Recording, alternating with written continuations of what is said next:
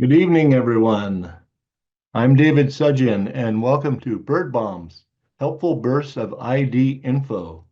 Our title tonight is Raptors for Real.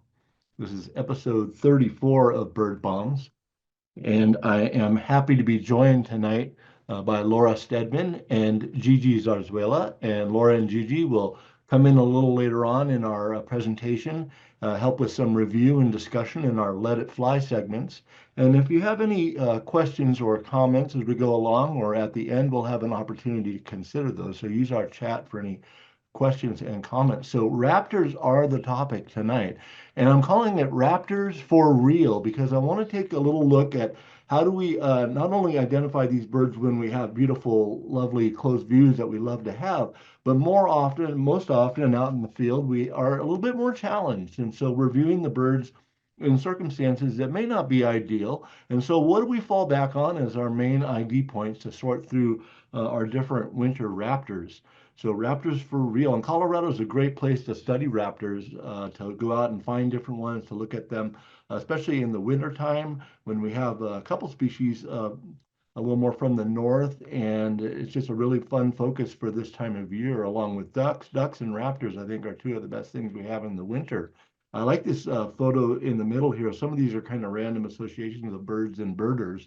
But the fellow in the center there, Ryan, looking straight up, is actually looking at the ferruginous hawk that's illustrated there in the middle among those raptors. So that's kind of like a real life image right there. So we all love to encounter the raptors out in the field, and these are the birds that really stir people almost more than any other birds, I think, are the raptors. How many people say, "Oh, I saw a bald eagle. There was a bald, passersby, whoever. Everybody wants to tell you about their bald eagles." So these are important birds for people in general and for birders in Colorado, and we love to have great, stunning views of the beautiful raptors.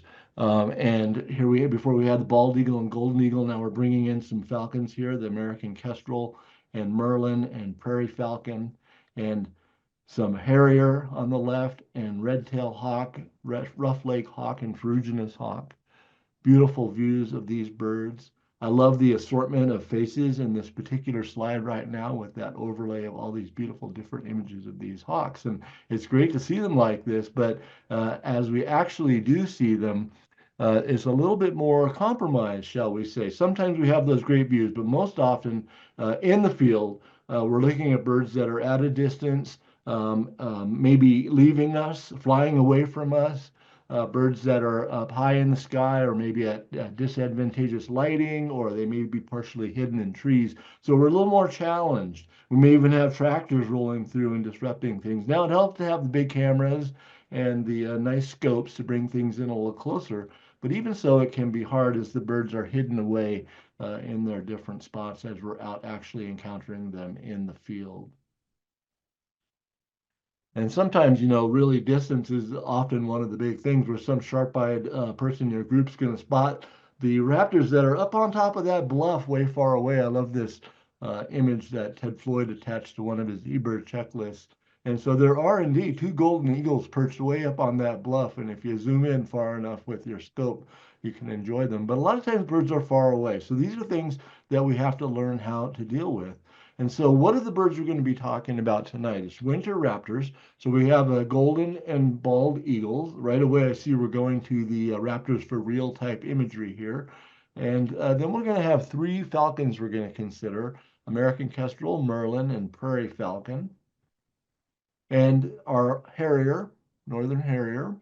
And then three wintertime buteos, the red-tailed hawk, rough-leg hawk, and ferruginous hawk. And we're talking about raptors for real in the sense that what are we doing when we're pulling away, and kind of what are we falling back and encountering using when we're encountering these birds in the field, and when we don't have the best views. And we're going to focus on winter time. It's going to be my perspective. So some things we won't talk about, and pretty much the discussion is fitting within the winter season. And there's going to be some things that I don't want to spend much time on tonight. We have to be here for hours if we're going to talk about aging and some of the different sexual differences, appearances, and subspecies and color morphs. So I'm going to mention a little bit about all of those in some cases tonight, but for the most part, that won't be our focus as we kind of take a little bit of a bigger picture type look. So here's some that are not in focus tonight. We're not going to worry about some that are really here during the spring through early fall time, like the osprey, turkey vulture, peregrine falcon, Swainson's hawk. Those are raptors that we don't have around here at this season, so we won't deal with those. We do have Cooper's hawk, sharp-shinned hawk, goshawk, but we're not going to cover those in this tonight. In fact, I did 2 bird bombs that cover the accipiters, recent CBC explosion, and the forest hawks. You can find these on the DFO webpage or DFO Denver Field Ornithologist YouTube channel. You can find the videos of those webinars, and prairie hawks covered the Swainson's hawk as well as some of the ones we're going to talk about tonight. So do check those out, but we won't be dealing with those species. So here's our team, our winter raptor team for tonight is these 9 species that we've already presented a little bit. The golden eagle, bald eagle, kestrel, merlin, prairie falcon, harrier, and the 3 hawks, red-tailed roughleg, and ferruginous hawk. And these birds are in 2 different families, actually orders too, but Accipitridae and Falconidae, the hawk family basically, and the falcon family. And here's a little definition of what a raptor is. If you kind of wonder, well, what makes a raptor, you can check that out. And as we look in our grouping of species here on the right side, I've kind of color coded them and they're ordered in the way I'm going to be presenting tonight. So they're not listed here in taxonomic order, so don't write me a letter about that. I know the falcons are out of order, but this is the way I want to present them. And you'll notice that all of those species listed there nest in Colorado, except for 2, the merlin and the roughleg hawk, do not nest in our fine state. And it's fun to think about how these birds kind of sort themselves out with habitat. We're not going to really talk more about that specifically tonight, but I'll present a little bit here. And we've got open prairie, foothill montane, in town, which means basically developed areas, reservoirs and our bigger streams, and then prairie dog towns. And I've kind of listed using 4-letter codes some of the species that are associated with those. You'll notice, where do you see the greatest variety of raptors? It's the open prairie, which includes a lot of different sub-habitat types, but I'm talking about the open country east of Denver region, east of the Front Range cities and all of that. That is the most diverse area to encounter raptors. And some of them are kind of specialists in some way, like the ferruginous hawk, which we often find associated with prairie dog towns. So kind of fun to think about the habitat distinctions, and we'll launch right in here to a little Raptor 101, if you will. We'll just kind of look at these basic groups, looking at shapes and some of their main characteristics, going from the biggest, the eagles, over on the left to the smallest, in this particular grouping, the falcons, over on the right. And we see different wing shapes, we see different tail lengths, tail shapes, and those are all relating to how the birds live their lives, how they forage, and things like that. Broad wings for soaring, pointed, narrower wings for speed, longer tails help with maneuvering, that kind of thing. Kind of fun to appreciate these basic shapes and body plans. So let's launch right into our first set of species, which are our eagles, the bald eagle and the golden eagle. And right away, we're going to look at adults. Eagles are big birds, big bills, long, broad wings, and they have fingered wingtips. You can see the individual primaries, and the legs are feathered. These are our biggest of our raptors here in Colorado, are the golden eagle and the bald eagle. And if we consider just, these are birds we're generally familiar with, but we can look at the golden eagle, which I think is my favorite of the birds in its family.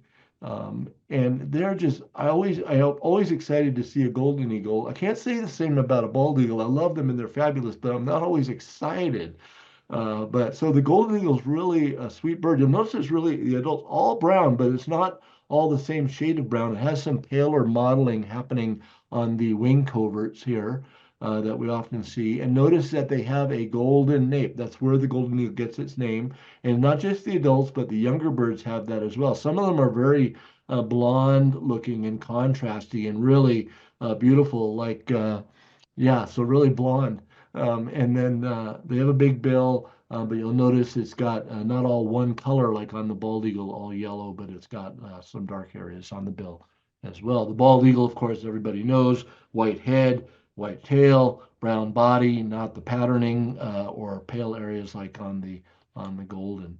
In flight, we want to realize that the birds have a somewhat different shape in their wings. I'm not really going to focus on that tonight because it's hard to illustrate with the pictures, but I think the bald has a broader wing. The golden, I think, has a little bit more expressive wing, which doesn't mean anything, but I do notice that the proportions of the birds are a little different in flight, not only with the wings, but the bald eagle has a longer head projection that kind of matches its long tail projection, whereas the golden seems to have a shorter head projection and a longer tail projection. Kind of see that in the center bright background image there of the golden eagle.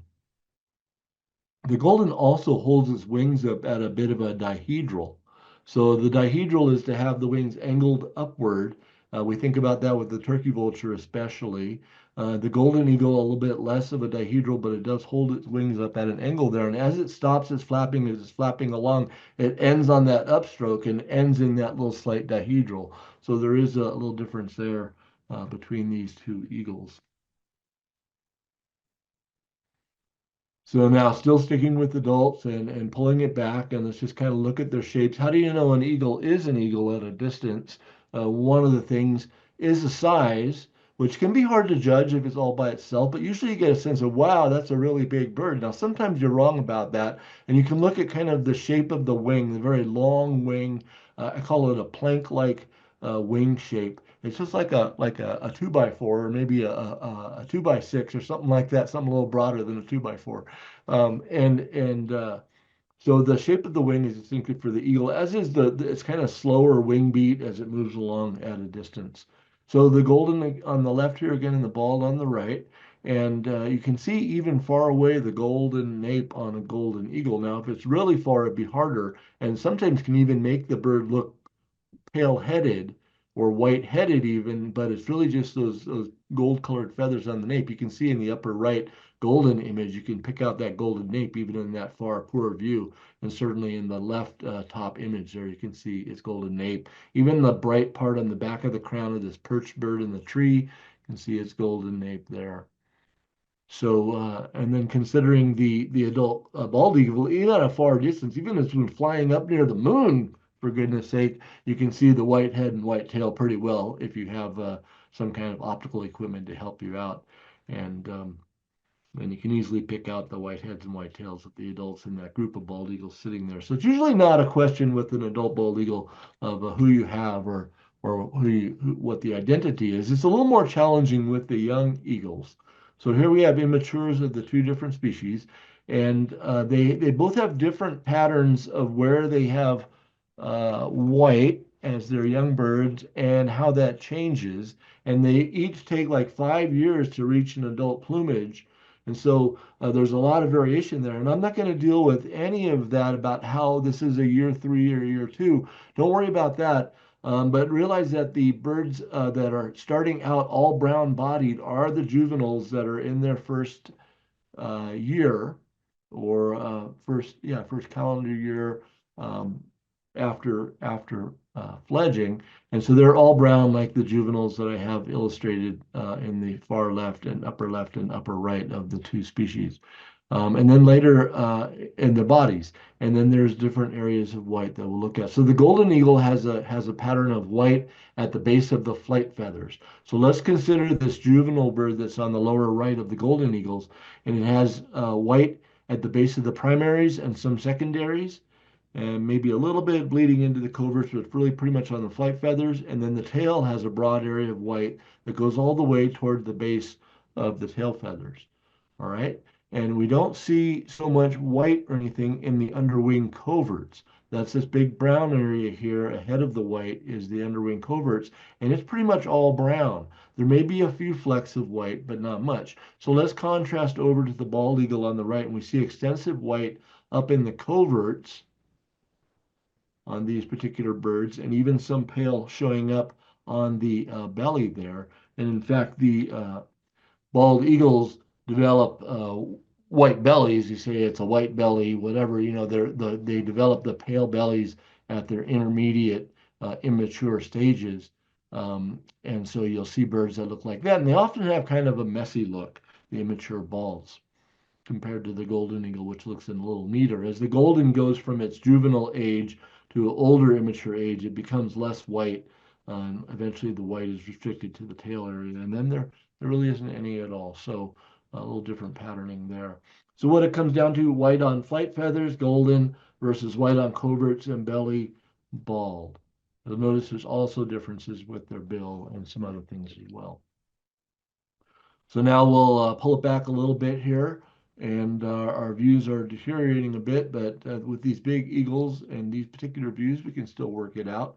Golden on the left. Notice those patches of white in the primary of those young birds, and in the bald on the right, we notice the white up in the coverts and not showing up as neat patches out on the primaries. The balds again looking kind of messy compared to the neater looking golden eagle.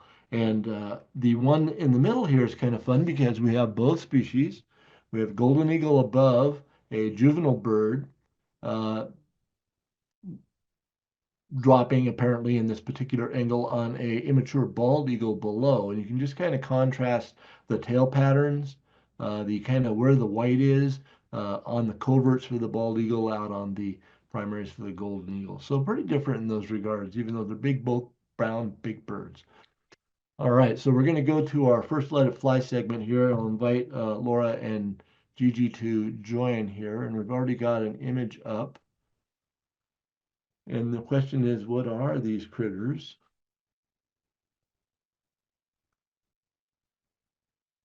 Yeah, Gigi, you're muted. I think you're talking though. Thank you. I was. I wanted to start with the smaller bird on the right because it's giving us a helpful hint, which I'm pretty sure it's a red-tailed hawk, given the red tail. Hey, yay. Yay. But Yeah, that's the gimme. yeah, Yeah, yeah, I'll yeah. take And it. you can see how much bigger that bird on the left is compared to the red-tailed hawk is our frame of reference. So our one on the left is the eagle. So which Yep, which eagle is it? I think is the question that you're looking for the answer to. right. And one thing I see is it's got kind of a messy looking back. Notice that. It doesn't really have a golden nape, and it looks like the bill is pretty big. What do you think, Gigi? Yeah, I agree. And what immediately I was drawn to is just that huge bill and just the messy overall look. Yeah, that So we're sounds going good. bald eagle there. Agree. Yeah, and I think a juvenile bald and the lack of the golden ape there in the big bill, those are the key elements that right away take you away from a golden. Um, Although that's cool. So here we have another image.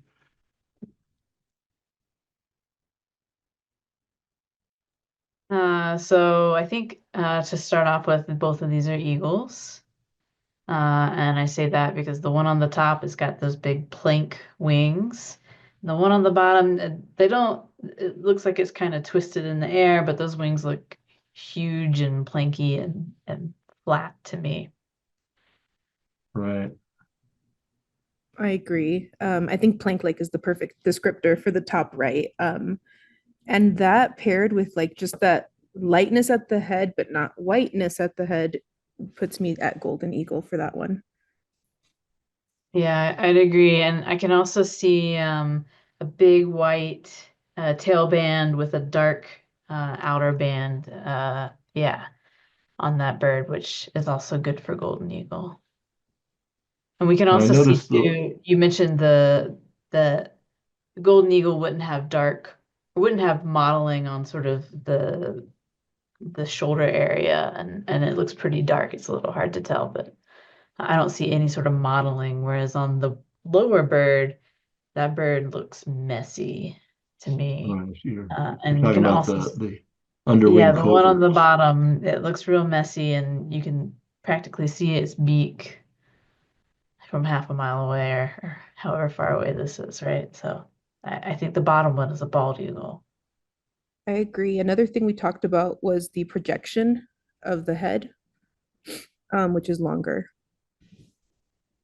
Yeah, you can appreciate that, I think. And it was the wing coverts where you're seeing that white on the underpart. I noticed even the tail has a little different pattern because the golden has that white going much more to the base of the tail feathers, but the bald almost looks like brown than white than and brown, or dark, light, and dark, with And I almost have a the three question. parts. Sure. You talked about white at the center of the tail. Is that what you meant? Yeah, I did. That's what I meant. Yeah. So you've got kind of a browner base to the tail feathers, and then the tail in the center section, and the dark terminal, or probably subterminal band. Um, cool. So good. So now we've got a different set of birds here. I see We're some of mostly oh yeah, go ahead. we're mostly interested in the one in the upper right, but if you want to try the others. The others are a favorite seasonal friend of mine, the turkey vultures. I always get really excited to see them coming back. But yes, one thing that stands out to me is the the wings. We talked about that plank-like shape, and I hadn't ever heard about that, but it's very much helping me because they're just kind of like straight, super long. And then if we compare it to the top bird on the left, it has that bold terminal band as well. Very good. Yeah, and we can also see that the sort of head projection, comparing it to the bald eagle down in that other photo, that's a much shorter looking head. Again, with the sort of twisting and turning it could be doing in the air, I'd want to like watch it fly for a second, but we can also see those dark wing coverts with the pale kind of against the primary feathers there. I think a juvenile golden, but certainly a golden. Yeah. Excellent. And Ooh, so that back one looks like it's backlit. Like I can't see any color on it at all, but I also can't see any white.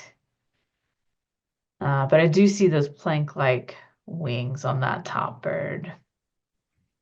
I agree. And man, I can't remember the one you said either the head or tail is shorter or longer, so I would appreciate a reminder, but I am the golden does not have a long looking head. The bald has the kind of head and tail match more or yeah. less, and with the long bill and the longer head, I think they look really long headed. Yeah. And I think it might be the angle that it's basically giving a no head, but I do think Yeah. given that we talked about the head projection on the bald eagle, the fact that this is barely a head silhouetted also points to the golden. Yeah, I don't see any pale showing on the upper left bird, and the lower right one, we don't really see any pale either. You can make out a golden nape, I think, and a little bit of that dihedral wing shape is Yeah, evident there. Wings kind of tilted up a little bit. So we've got, I yeah. think, a pair of adult goldens. And our last little image for this little part here, we've got some eagles that have landed on some poles. Goodness. Well, the first thing I see is they don't have big white heads or tails, so they're not adult bald eagles.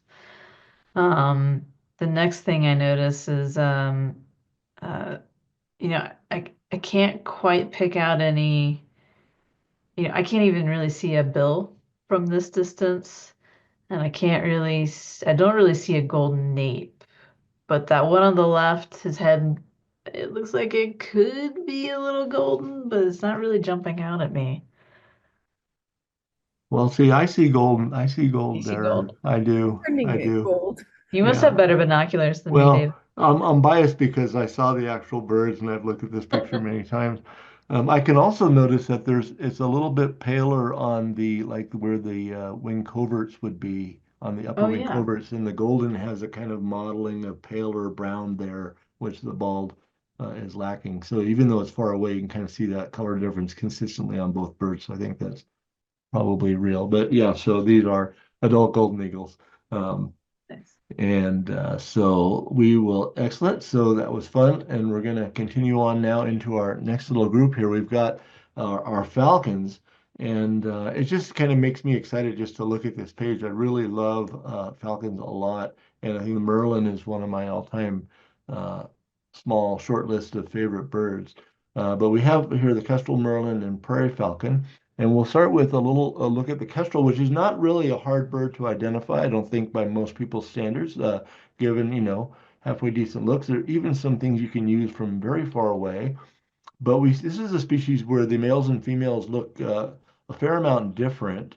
And they're identified here. We see the male has the blue on the wings and more extensive blue in the crown. The female has orange on the wings and a little less blue up on the head. And she's got streaks underneath instead of his spotting. And their tails are patterned a little bit differently. We can't see that so well in these images, but the male and female look different. And these also are colorful falcons. So if color is really standing out, then you're probably looking at a kestrel. So orange and blue, two bold face stripes, orange tail. Saying what? I don't see a tail. Up there it is. So tail can be hidden by the wings, which the long falcon wings cover much of the tail when they're folded. But the orange tail in both sexes, and they have a characteristic behavior that's a really good identifying feature for a kestrel, and that is that they pump their tail in a certain distinctive kestrel type pattern, but they pump their tail several times upon landing and then at intervals while they're perched somewhere. So these are just pictures, so you can't see it, but you've probably seen it in the field and maybe you've not thought about it, but it's a great mark for a kestrel. The other falcons don't do it. And it's not like a pump just to get balance. It's more like a several in a row and then at intervals afterwards. So that's a neat mark for the kestrel. Now the Merlin is a gorgeous little animal. The adult male is blue, pale blue, to more medium blue, and some of the different subspecies are prairie form is a pale blue, one that we see the most of here in the metro area and out on the prairie. But we also get the taiga form, which is a little bit darker blue and more darkly marked underneath. So we do have some variation in the Merlins in two different subspecies that are regular here in Colorado. And the black Merlin is rarer, but also occurs. So some different variations there. But the male's blue, females and immature, no matter what subspecies, they're brown. And they have just one faint little face stripe that sometimes it's hard to even say that it's actually there. So you get just the impression of that face stripe coming down below the laurel area on these individuals if you kind of squint your eyes a little bit. But it's not a bold marking like on the kestrel or the prairie falcon. The tail is different on the Merlin. It is barred black and white. And if you look at the closed tail, you can see those bars quite distinctly. And on the open tail, we notice that the dark bars are kind of predominant, especially the last one is broader. And it gives the tail kind of a dark appearance as you see the bird, both in flight and while perched. And Merlins have streaked underparts, so they're streaky looking birds compared to, say, the kestrel and compared to the prairie falcon. You say, well, prairie falcon is a bigger falcon. How maybe not so easy to confuse with the Merlin, which is so little, but actually they have a lot of the similar coloration elements that do give you sometimes cause to pause and consider a little more carefully. Like take, for example, a look at the prairie falcon on the lower right. And to me, it's kind of hard to get a sense of the size of that bird, certainly in this picture. But look, we could mistake that maybe for a Merlin until I actually look at it and realize some of the details I need to be looking at. Um, and and even in what I'm going to see far away. So the prairie falcon is a bigger bird. Its coloration is basically like dirt color. So pale earth, sand, sometimes some kind of a dirt type color is the prairie falcon. It has one bold facial stripe and then an auricular kind of patch back here that's not really a stripe, but a broad area that kind of gives the impression of two things going on, sort of recalling the kestrel with its two stripes, but it's more like one stripe and a little patch on the auriculars. The tail is brown with fine bars, so it just kind of looks like a brown tail.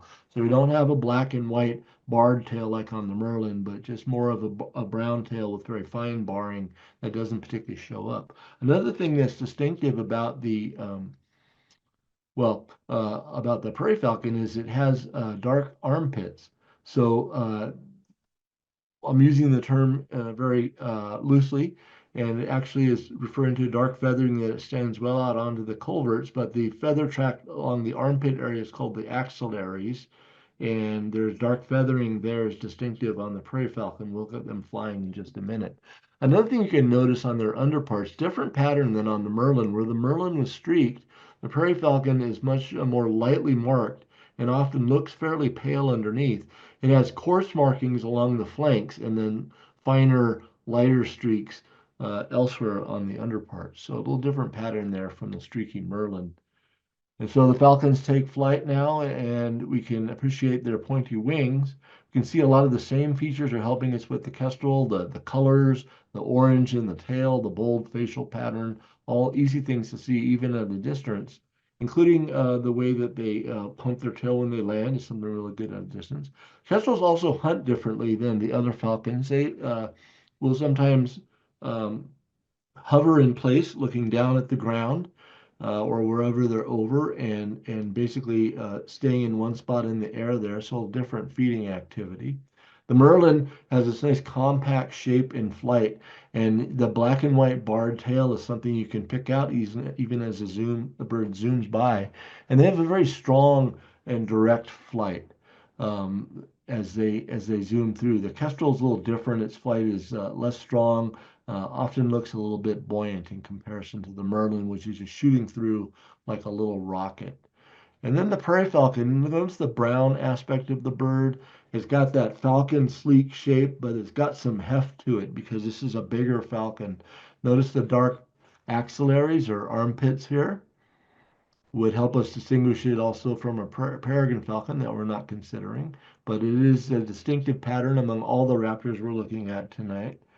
And they have a really strong direct flight as well. And unlike the Merlin kestrel, you don't see soaring so much. It's not too uncommon to see a prairie falcon up soaring up in circles with its tail spread some and kind of riding the current on its somewhat broader wings. So now we're out in the field here and things are lessening a bit. We'll just kind of go with some impressions here with the kestrels on the left. I always think of them as kind of graceful in the air, small, colorful, orange. I love how the two orange tails of the red tail and the kestrel are kind of matching up there as the kestrel's given that red tail what for. And then the Merlin, I have that compact sense, the dark tail with the pale bars, but the tail overall looking dark is kind of an impression I get. The streakiness, and one thing about Merlins is they're always exciting. It's always exciting when one is around, and you can tell the birders are always a little bit amped up, and often the Merlin is just like shooting through nonstop. And here it comes, Merlin, there it goes. And so you have your chance, and that's always very exciting too. So there's an excitement factor that the Merlin has that I'm going to put there on my ID list. And then we'll consider the Prairie Falcon kind of impression, slim but strong, that kind of sandy brown color, bold face pattern. Even at a distance, you can pick out that bold front facial stripe. They're really pale appearing underneath. So when you have a bird perched in particular, it looks like often fairly white breasted, especially if you're at a distance. And those dark wing pits are distinctive for the prairie falcon. So there's I think our little falcon review, and so now we'll kind of let it fly falcon style. And I think right away, Laura and Gigi, that you pretty much know what these are, so it's not really an ID challenge particularly. But what do you notice is maybe the question. They look really cute. That's the first thing I notice. But the one on the bottom, I see color, right? I see the red, I see the blue, and I see that facial patterning of a kestrel. Right. Yeah, the two bold stripes helps me, especially with the one on the left. Like if I was in the field, I'd probably do a double take because I'm still practicing these two, but the two bold face stripes helps me know that the one on the left is a Merlin since we're not seeing the color. Well, I'm now at Kestrel, my bad. Kestrel, yeah, right. And so now what about there's probably a pair because they're sitting there together, and which one is which? Do you know? We only briefly looked at that, but can you tell? On the bottom right is a male with the blue and orangey red, and then the one on the left is a female. Okay, and she's streaked underneath, and he's got spots underneath. So another difference there. If we couldn't appreciate those colors, but great. So we've got a Kestrel there. I think we touched on those points pretty well. Cool. And now we've got two others here. And these are birds that we can't see the whole bird, and they're both similar in that regard. Yeah, so unlike the kestrel, these don't have those two bold streaks on their face. The one on the left really doesn't have much other than that sort of eyebrow stripe and just a little bit of a like you call that a mustache line? I don't know. Okay. Just a little hint of it and a lot of like streakiness. These both have a lot of streakiness on their bellies. Um, So I would call the one on the left is definitely a Merlin. The Agreed. one on the one on the right. It's giving me pause because of the like slim but strong. He Yeah. looks a bit more fierce than he's leaning fierce versus cute. Yeah. I think that one is probably a prairie falcon, and like that dirt like color is something I'm thinking about. You just have a lot more dark kind of there by the armpit, if you will. What we're looking at there are the flanks and the side of the Okay. breast up here, and it does have coarse markings here and finer markings elsewhere. So that's a good feature for the prairie falcon, which in this particular angle, because we can't quite see all of the bird, I think it contributes to giving a little darker appearance, but it's generally pretty pale here, unlike the more evenly streaked Mhm. Merlin and that kind of darker contrasting, um, kind of coarser markings on the flank area. The And a other, good feature for prairie. Yeah. the only other thing we didn't talk about is that a feature of the Merlin is the pale single stripe, and then the prairie has the bold single stripe on the on the head. Exactly. Yeah. Prairie has a much bolder face pattern than the Merlin. And it's funny how the Merlin can look cute and even delicate, even though it's a dangerous bird. So it's deceiving. All right, so cool on that. And here's some of those features that we were talking about there that I'll put up. Have that for our video, and we'll kind of go on to our next pairing here.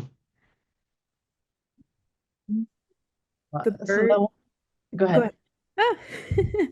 The first thing that jumps out to me on the bird on the left is the kind of like banded tail appearance, which is helping me with knowing it's a Merlin versus a more like finely barred tail of the kestrel. Mhm. Yeah, and the bird on the right, that's a rough photo, but I can see the dark armpits, which tells me prairie falcon. And also just the overall shape tells me that it's a falcon to start with. Good.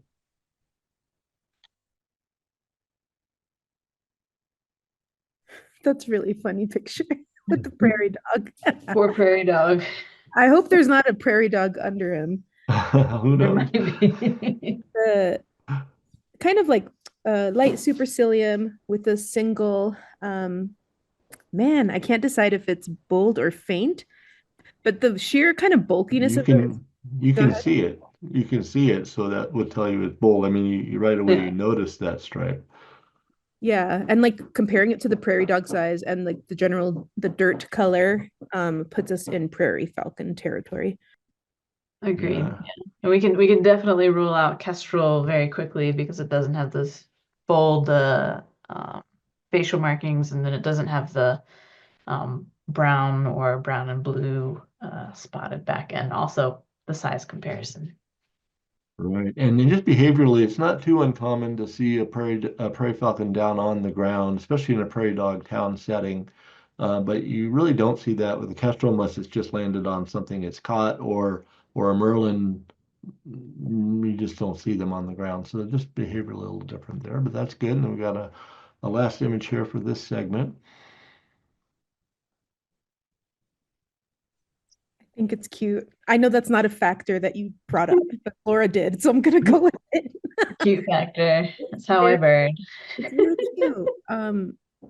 I haven't decided yet, but another thing I'm noticing is kind of a cool tone gray or blue is making me lean kestrel, but I'm gonna keep examining it.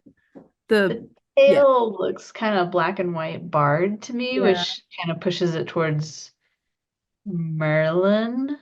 I don't really, the face is hard to see anything on, but I definitely don't see the sort of um, classic kestrel mark on it. yeah, that which puts us, I think, in Merlin territory because if it was a, we would see the double, Yeah, I think we would. right? Yeah. Yeah, and taking into account that images aren't necessarily always the best or most helpful, but the tails all have a different pattern. So the Merlin is black and white banded, the Prairie is brown, the Kestrel is orange. Um, and there's some pattern on the Kestrel tail as well, but it's the only orange-tailed one. So even that, and I think you can tell that this is a sort of a blackish looking tail. But yeah, so we have a Merlin here. Great. And so we'll go to our, just the Harrier's the only one in our Harrier group here. And Harrier circus, because that's the genus for the Harrier is circus, and it refers Greek, referring to a hawk. Um, and It's from the Greek anyway. So Northern Harrier, we have in this case pretty strong sexual dimorphism, males and females looking different, and you can recognize the young birds as well, but they all have the same sort of overall plan. But the adult male is on the left here. They're gray and white, and sometimes birders call that the gray ghost, and it's always exciting. They're a little less frequent in the field than the female types and matures are, so a little more of a less common to see them, but we love the gray ghost male harrier. The females are more brown looking, and she's got a bit of a contrasty head and streaking underneath, and it's kind of a grayish tan underneath. The juvenile birds have kind of an orangey colored body with a strongly contrasting hooded appearance on the juvenile northern harrier. So you can tell sexes and age. The harrier is kind of a medium sized out of the different things we're considering here tonight. That I like to think they have kind of a lanky shape with these long, narrow wings. It's a different sort of a wing shape than the other raptors we're looking at, and they always look fingered out on the end where you can see the individual primary feathers. The tail is relatively long and it looks banded, dark and light, both above and below. And so fairly long tail, kind of recalling for us maybe an accipiter sort of a long tail, but with different wing shape than the accipiters. And they often can look hooded to one degree or another. And one of the most distinctive things about the Harrier is this white patch on the upper tail coverts. So it's not on the tail, it's not on the back, it's on the upper tail coverts there. And that white patch is contrasting a lot, especially with the browner individuals, but even with the gray ghost male there, you can see the white patch contrasting quite a bit. So really good mark.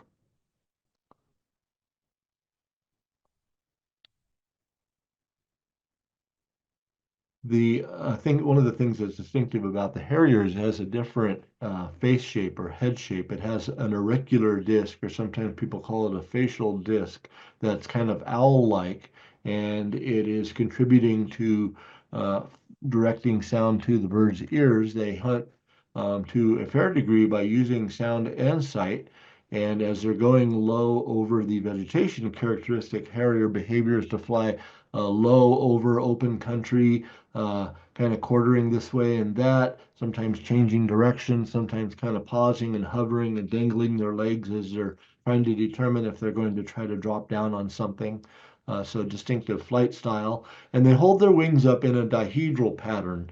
It's always hard to tell when you're looking at a photo when the wings are in a dihedral or just happen to be angled up, but they hold their wings at an up angle. I can kind of appreciate that in the lower left image.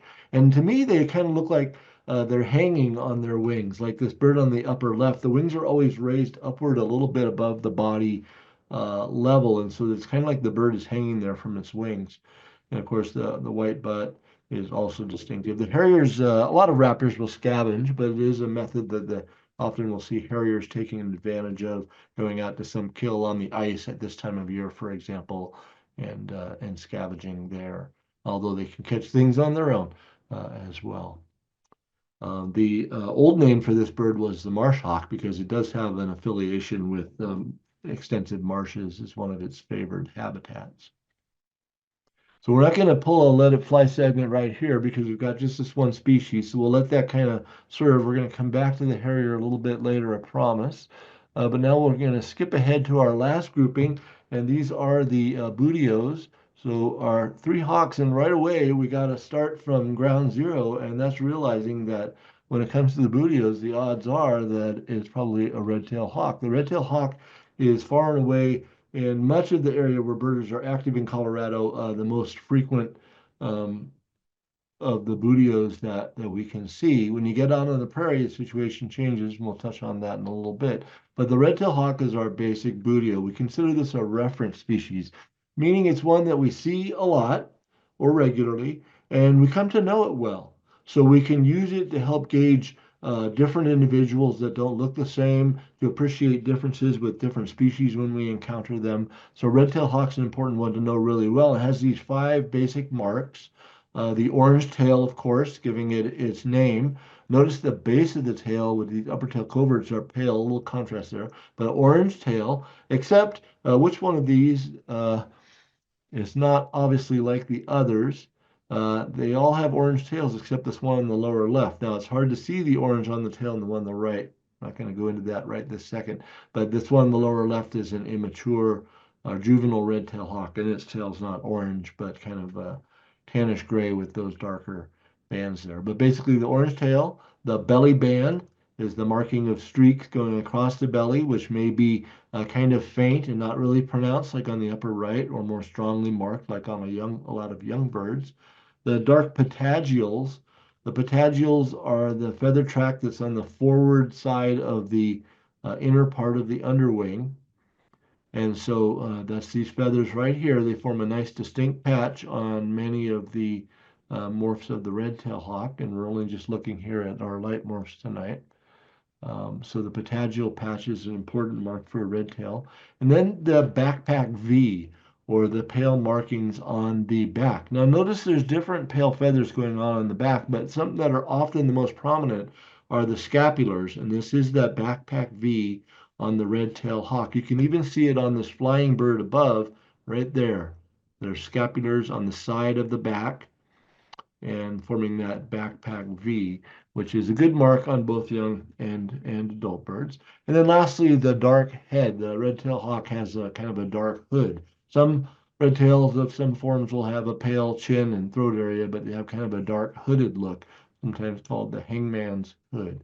There's our 5 basic points with the red tail. And what it comes down to is when you see a buteo flying around or perched up on a power pole or high up in the sky against the clouds or on some tree somewhere in the distance, is probably a red tail. Here's some stats from Colorado in the second week of January this year, looking at the total number of these buteos that were reported for the whole state.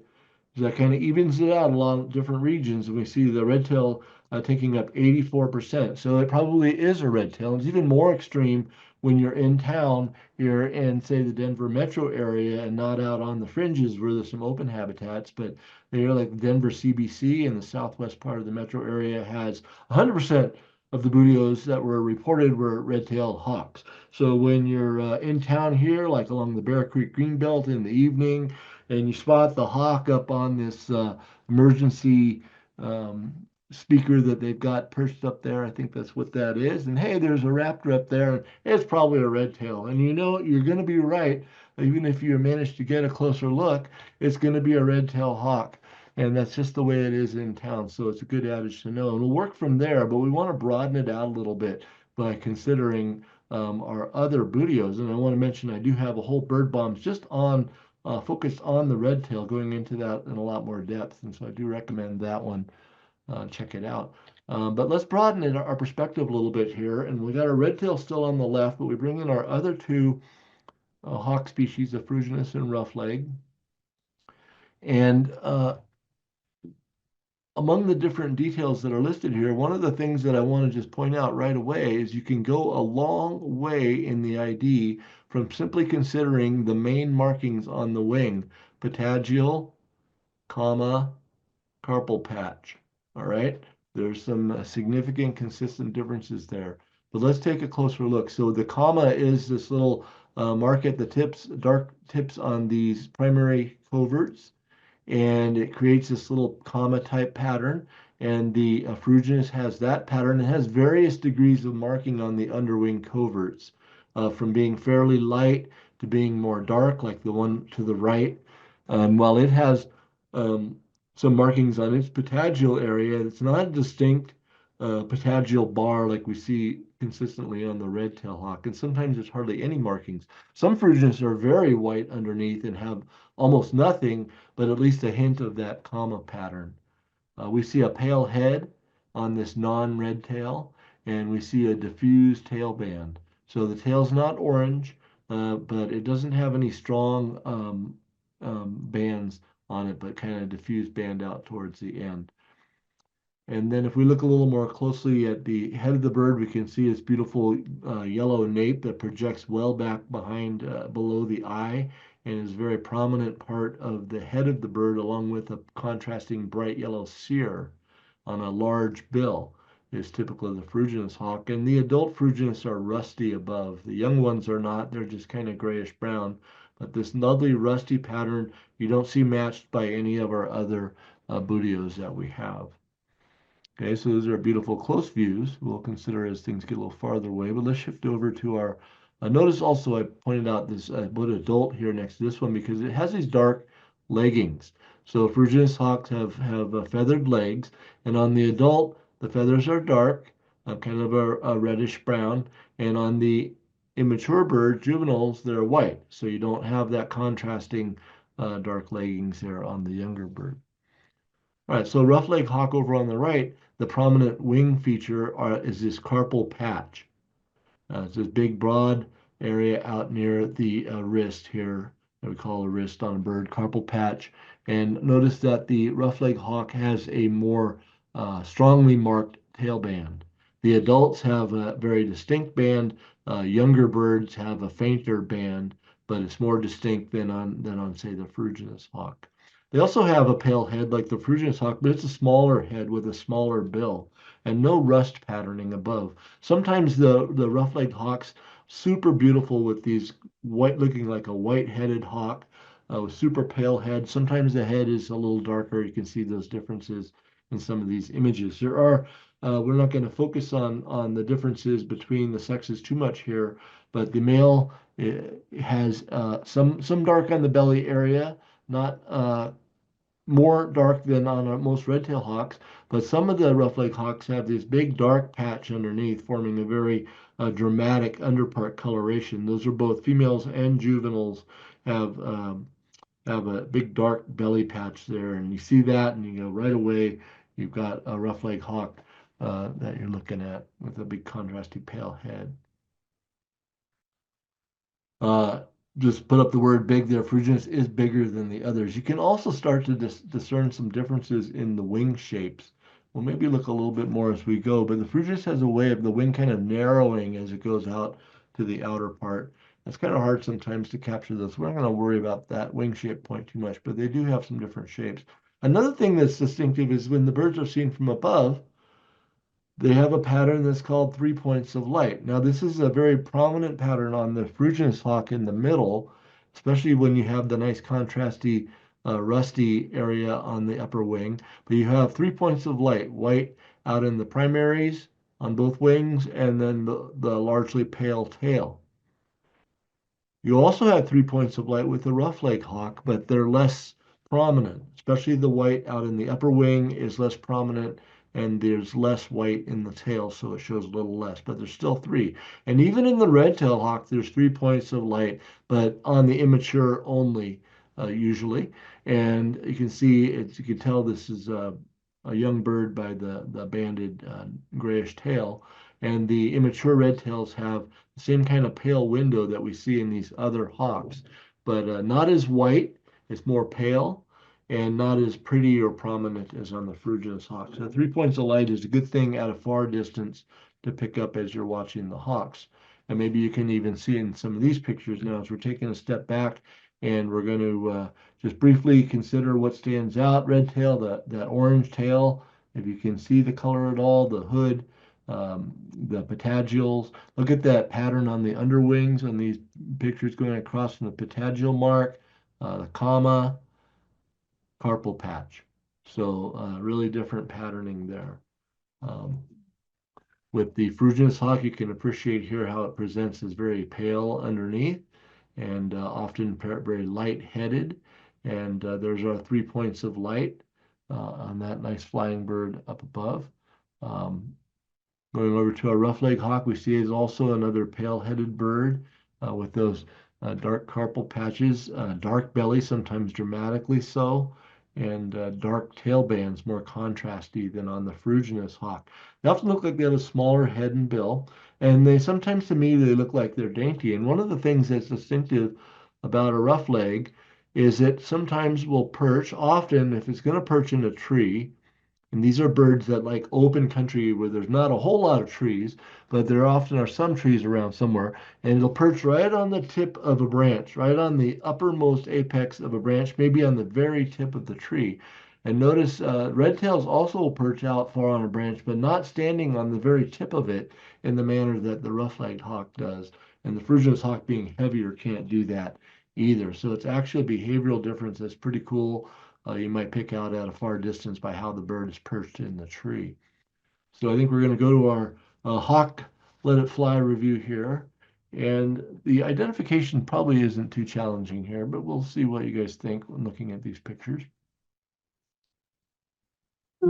Sure. So starting with number one on the left over there, I see it doesn't have a belly band. It's got a little bit of like modeling on the belly, but I wouldn't call that a belly band, and it has those rufous, ferruginous legs.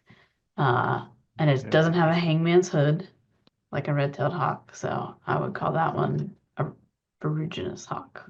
It also has that nice rusty on the Yeah. back area there. Beautiful ferruge.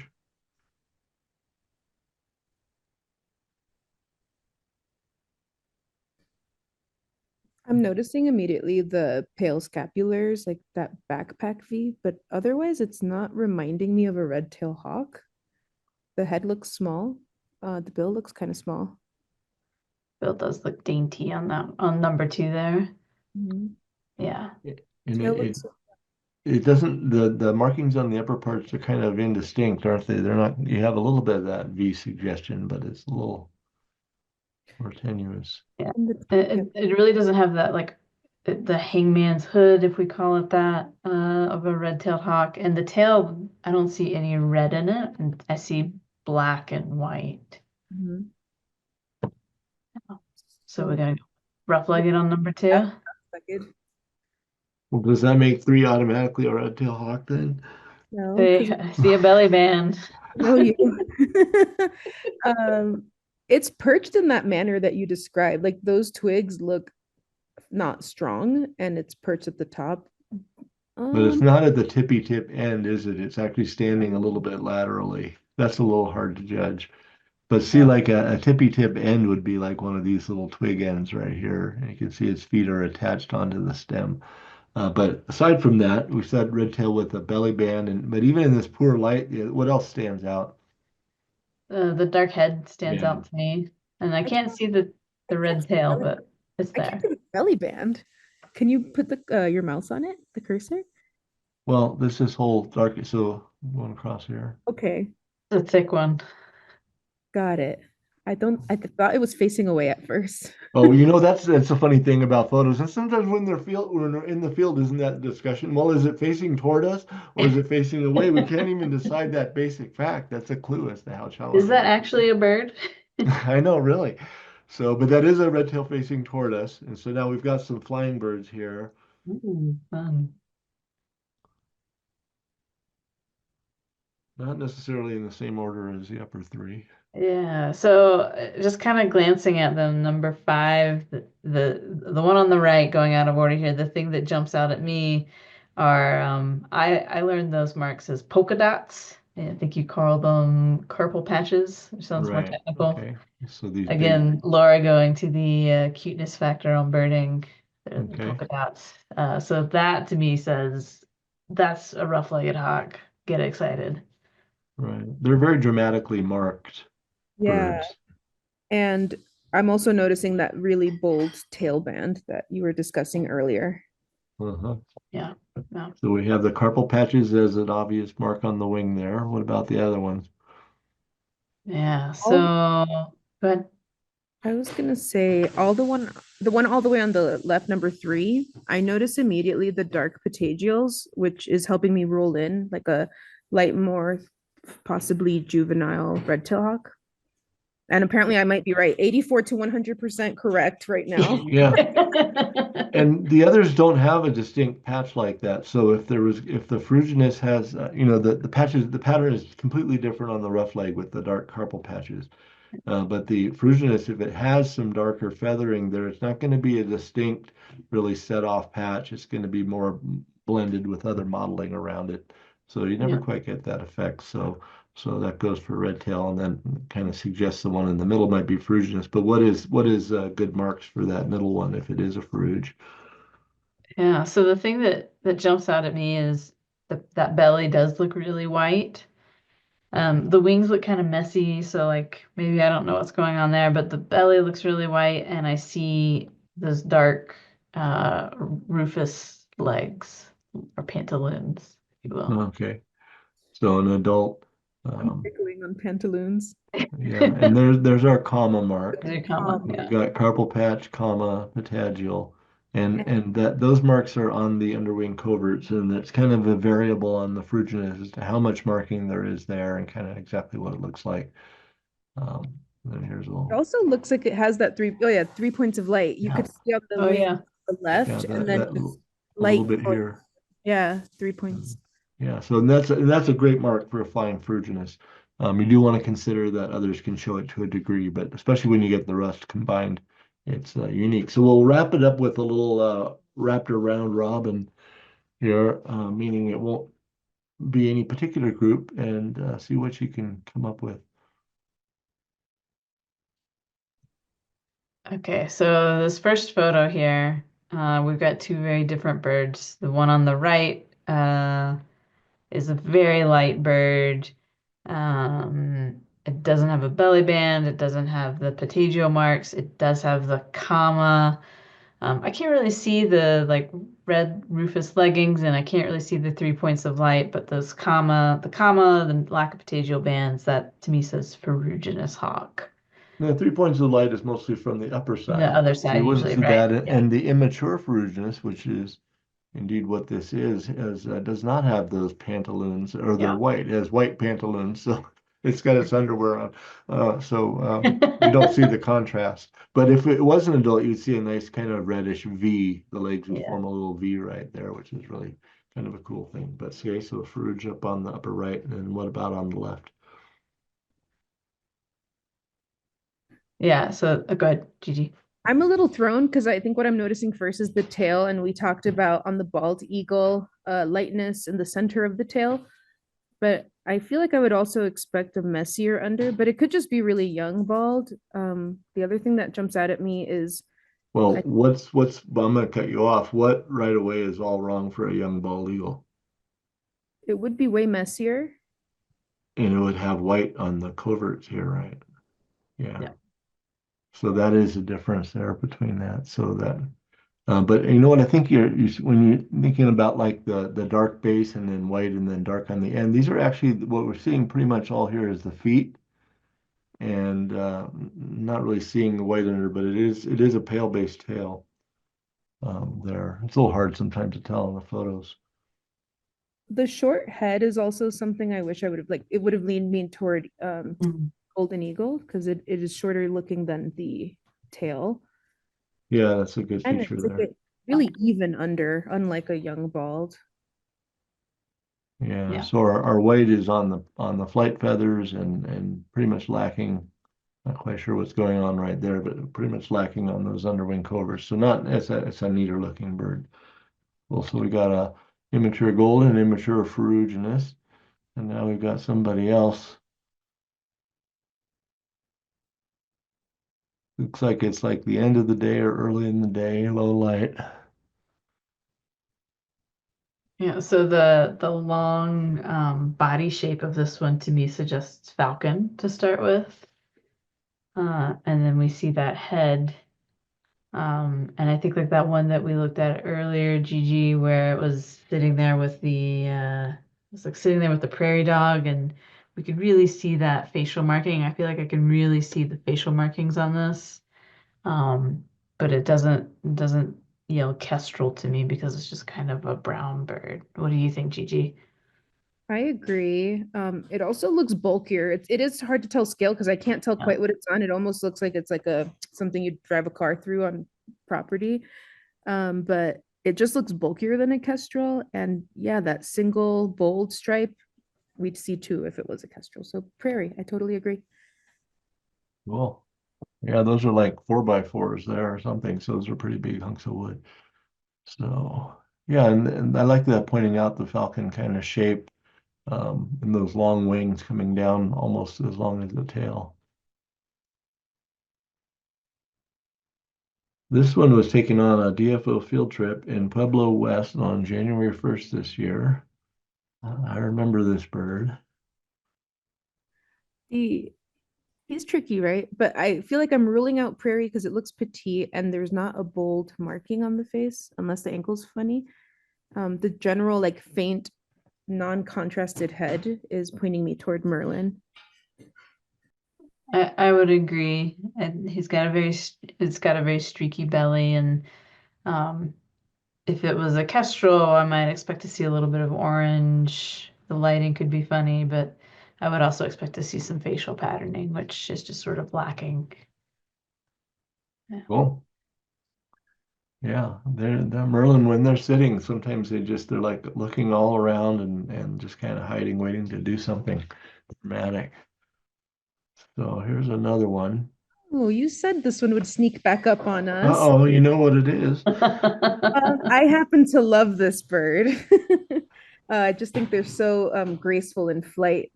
I absolutely adore them. So yeah, I guess I'll talk about some features. This is Sure. likely a young bird because of the dark head. Um, and I always notice the wingspan on a Harrier. I know we didn't talk about it, but like that, it just almost seems like disproportionately long wings. And I can even picture the imagery that you were saying, almost like it's hanging from its wings.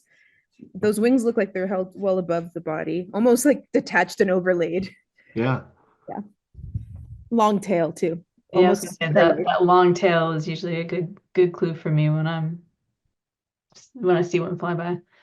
In this case, we have the kind of contrasty hooded look with a somewhat orange toned body, which would suggest a juvenile from the Harrier. So excellent. I love the Harriers.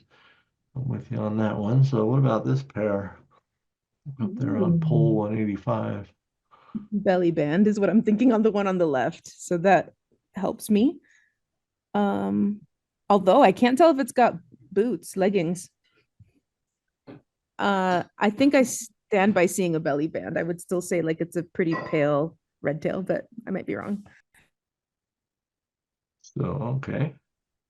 The one on the right has some very strong white markings on the back, typical of a red tail. We have our backpack V there, scapulars. I'm And taking back on the left. The head is not dark. yeah, The light head is putting Not me on. much of a hood. Yeah, it's putting me on Faruginess. And it looks like it has feathered legs from here. And it's bigger than the red tail immediately. hey, that's a great Hard point. to Yeah. tell, but it does look bigger, yeah. In fact, the name of the fruginus is regalis, kind of the regal one, so referring to its big size. It's the biggest of the buteos. Um, and I can see what you're talking about in the belly band, and you can see that some of the fruginus are very lightly marked and don't give that impression at all, but they tend to all have some markings along the side of the flanks or side of the belly, and then they peter out and they don't continue consistently across the middle. This one's a little more heavily marked than a lot are, but if you combine it with the lack of the dark hood and maybe even, as you're saying, the size is a good difference here since we happen to have these two perched together. Those are some good features. So red tail and ferruginous, cool. And now, so here's the worst shots for the whole night, but it's identifiable. These were taken with my iPhone. At, this is, I think, two images of the same bird soaring up pretty high. You sure you don't have some dirt on your iPhone camera? Well, there's probably dirt too. I think it was my iPhone. It could be a little point and shoot I had once. I can't recall now. But anyway, not a great camera. So, but the bird, it also indicates the bird is pretty far. Bottom right, plank-like wing. I mean, I don't feel confident. And out in the field, there are birders that'll point these out, and even further away ones that you like lose sight of the blue sky. And that's kind of torturous fun, but like I'm struggling a little, but I do notice on the bottom right, plank-like wings, a tiny head, and a longer tail. I'm gonna go golden. Yeah, I would agree. In the photo on the left, if this is the same bird, it's again that plank wings. I can't even see a head in that photo. And there's no white, so we know that it's not an adult bald eagle. Um, You put it and out of our it's business. very far away. I can't see a golden nape, but I also can't Yeah. see any white splotchiness. It just looks dark. So I would agree Yeah, there. that was a golden eagle. That's good. Yeah. And in fact, this brings into mind, I just want to give a quick plug for DFO's spring hawk watch up at Dinosaur Ridge. Now, I understand that a lot of the birds they see are birds that are at a distance. Um, so it's definitely raptors for real up there. There's also some nicer viewed birds, but you can be a part of tracking spring migration up there at DFO's spring hawk watch. You can find out about it on our Denver Field Ornithologist webpage if anybody's interested in that. And one last image. This is my favorite uh, plumage species combo of our different hawks. I think a very beautiful bird. And I didn't. And it's a trick because not a trick, but it's not fair because we haven't talked about dark morph hawks at all. But I wanted to throw this in just because I love it as a last image, and maybe we need a whole bird bomb just on the dark morph hawks. But when you're looking at the dark ones, one of the things you can use are some of the same features on the lighter birds, especially the tail pattern and what you can discern sometimes on the underwing coverts, but also the size of the bird's head and its bill can be different. We look at the Fruginus with a really big bill, for example, can be features like that. But if you have a guess on this one, or do you know? They're very blackish often. I feel like I'm wrong, but the word Harlan's comes to mind, but I think I'm wrong. The tail looks kind of different. Yeah. Yeah, and I didn't talk about Harlan's at all, which is a regular part of our winter fauna, but I had to kind of trim off the subspecies discussion. But the Harlan's has a more diffusely patterned tail, and it has some white on the breast. The dark Harlan's does, and some a little more white around the eye than we see on this bird. I would go with a dark, more rough-legged hawk on this one because it's got that kind of band on the tail. And it's almost you can almost see like that polka dot carpal patch, Exactly. even though there's dark up next to it. It kind of has a weird hook thing going on there. Yeah, it still does stand out that way, and compared to the Fruge, the bill is a lot smaller looking. Remember, if it was a Fruge, it would have that big yellow gape going back very dramatically. So anyway, maybe another time we'll focus on the dark morph hawks, but I do think this is one of the most beautiful of the whole bunch, and they're very exciting to see. And we don't see rough legs so much as the others, so always great fun to see those.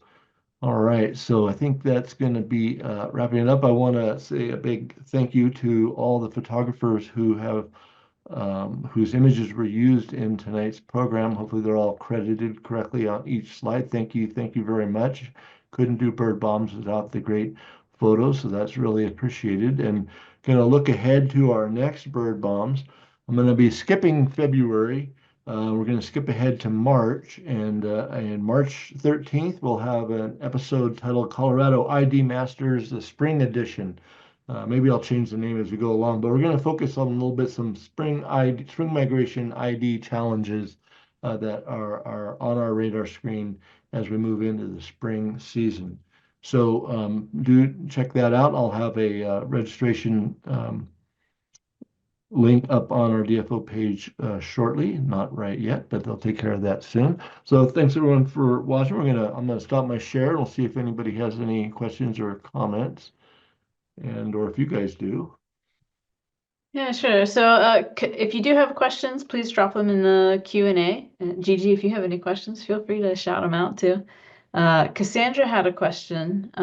She writes, on the ferruginous hawk, they have that comma. We talked about the comma as sort of like a thing that we could use to identify them.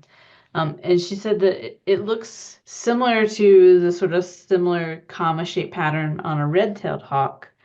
And is there any sort of like distinction in that shape or positioning that helps push it to a ferruginous hawk if you're kind of focused on the comma? It is the very same sort of pattern. The differences are that the red tail has the dark patagials, which is the predominant visual thing you see there on the underwing. and the comma is secondary. It's still there, but you have the patagials. The ferruginous, you don't have the distinct patagial patch or maybe no markings on the patagials, and the comma is often a prominent or maybe the most prominent feature on the underwing. So that's kind of the distinction. They both have it, but those differences are there. So the on the ferruginous, that comma really just like jumps out at you more because there isn't that patagial to kind of catch your eye. Right, and sometimes it's the only kind of marking on a more palely marked ferruginous, whereas one that has more markings might have some other stuff going on, but still the comma is a prominent kind of distinctive part of the pattern. Let's see. Paula asks, what does the rough-legged hawk eat with its petite, cute bill? I paraphrase. Very small mice. No, gosh, I don't have a good dietary answer. I mean, for a lot of these birds, they're mice and different small rodent, small mammals are in the mix, but they take a variety of whatever prey they can get. So, in the hawks in general, we've got rabbits, we've got prairie dogs, we've got mice and other small rodents and squirrels and all that kind of stuff. So I don't have a total dietary thing, but I do know that up in the Arctic where the rough-legged hawk nests, they are cyclical with lemming populations. So rough-leg populations cycle along with the lemming populations, which are famously cyclical. And so when there's a great lemming times, the rough-legs can have more babies and raise more young and all of that. And so kind of an interesting connection. But we don't have any lemmings down here.